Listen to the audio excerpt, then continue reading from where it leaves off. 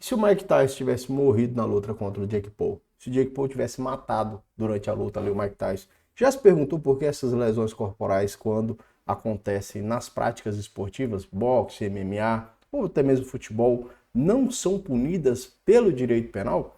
Se o direito penal estabelece crimes, por exemplo, de lesão corporal, por que as lesões corporais que acontecem na luta não são punidas no direito penal? Tema muito interessante, né? Presta atenção, o Código Penal tipifica o crime de lesão corporal, ofender a integridade física de uma pessoa. Vou mostrar para você aqui diretamente no Código Penal. E a gente tem algumas imagens, né, da luta do Jake Paul com o Mike Tyson. E aí a gente tem um crime aqui de lesão corporal, 129 do Código Penal. Ofender a integridade corporal ou a saúde de outrem. Então, a lesão corporal já é tipificada no Código Penal como crime. Inclusive, traz a sua pena privativa de liberdade para quem comete aquela infração penal. Às vezes, os golpes que são cometidos durante a luta de boxe, de MMA, não ensejam uma lesão corporal, não deixa marca, não deixa uma lesão visível, mas configura uma vias de fato. A vias de fato é prevista na Lei de Contravenções Penais e estabelece de igual forma uma situação em que o indivíduo pratica atos de agressão contra o outro. Por exemplo, aí no artigo 21 da Lei de Contravenções. Praticar vias de fato contra alguém, qual que é a pena? Prisão simples de 15 dias a 3 meses ou multa. Então a gente tem esses comportamentos que podem ocasionar lesões, tanto a vias de fato quanto as próprias lesões corporais, tipificadas na legislação, seja na Lei de Contravenção Penal, seja no Código Penal. Mas por que que as pessoas que cometem esses atos, então nas lutas esportivas, não são punidas? Você sabe o porquê? Isso que é interessante, né? O porquê. Por que essas pessoas não são punidas? E existem três situações básicas que podem explicar isso aí. Uma mais simples, que é aquela elencada no Código Penal, eu acredito que todo mundo tenha conhecimento dessa, e duas questões um pouco mais complexas, que são extraídas da doutrina, da jurisprudência, que discutem a respeito disso. Então eu vou te mostrar essas três situações agora. Primeiro a gente vê aqui aquela que está prevista no Código Penal. Então, por que, mesmo que durante a luta o Jake Paul tivesse matado o Mike Tyson, por que ele não seria punido?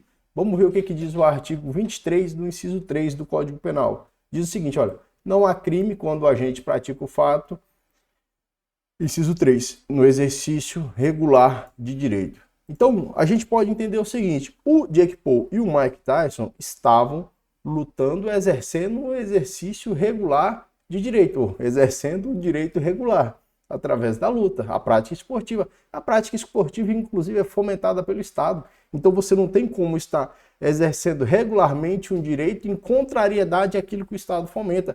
O Estado fomenta a prática esportiva, o Estado fomenta a prática cultural. Então não tem como você entrar em contrariedade. Por isso, isso se amoldaria aqui a hipótese do artigo 23, inciso 3 do Código Penal, na medida em que ambos estariam exercendo um direito de forma regular. Isso fica muito claro porque ambos, apesar de praticar fatos que estão tipificados na lei criminal, não seriam punidos por isso. Inclusive, se de repente ali o Jake Paul ou o próprio Mike Tyson tivesse dado uma pancada com muita força e matado o Jake Paul, fato que já aconteceu em lutas de boxe. Já houveram lutas de boxe em que a pessoa veio a óbito durante a luta, e assim como outras lutas também de MMA e até mesmo no futebol. Mas as pessoas que cometeram tais atos não foram criminalizadas, beleza? Então essa é a primeira situação. Eu disse que são três, né? Fica comigo que você vai entender as outras duas. Então a primeira hipótese pela qual as pessoas não são responsabilizadas no direito brasileiro é por essa disposição do inciso 3 do artigo 23 do Código Penal, o exercício regular de um direito. A segunda situação que é levantada, e essa a gente encontra na doutrina, na jurisprudência, nas decisões judiciais do Brasil afora, trata-se do consentimento do ofendido. Então veja só, existem situações em que o ofendido consente para que seja praticada contra ele um comportamento que pode ofender a sua integridade física ou às vezes até a sua integridade moral, psíquica.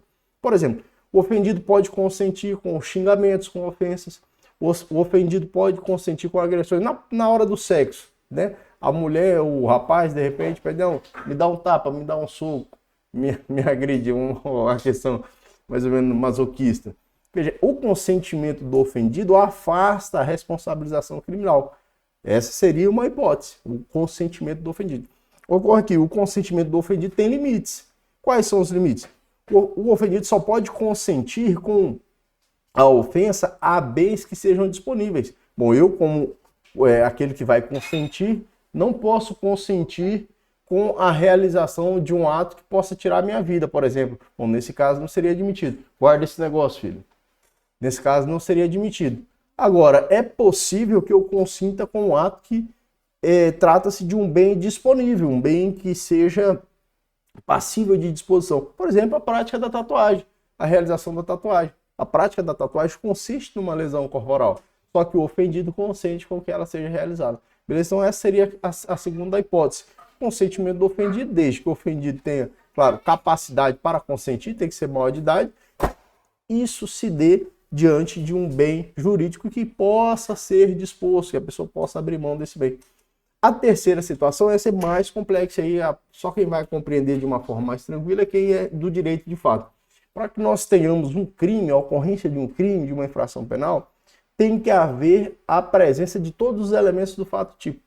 E o fato típico tem como elementos conduta, nexo de causalidade, resultado naturalístico nas infrações penais que tem resultado e o tipicidade, ou o elemento da tipicidade. E esse elemento da tipicidade, hoje ele é subdividido em tipicidade material, formal e tipicidade conglobante. Essa tipicidade conglobante estaria conglobando, incluindo todos os elementos que a gente encontra a legislação afora.